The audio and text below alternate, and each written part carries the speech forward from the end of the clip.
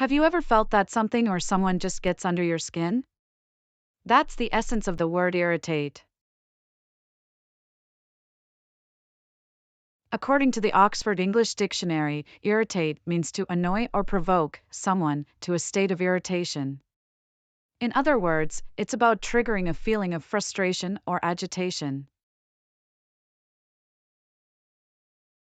Think of that coworker who constantly interrupts you during meetings, or the loud noise that just won't go away, no matter how hard you try to focus.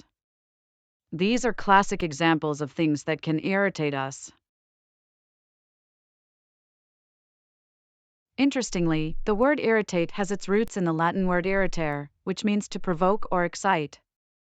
So, at its core, irritate is about triggering a reaction, whether it's mild annoyance or full-blown anger. Understanding the meaning of irritate can help us better navigate our daily lives. By recognizing what triggers our irritation, we can learn to manage our reactions and maintain a more positive outlook. Food for thought, isn't it?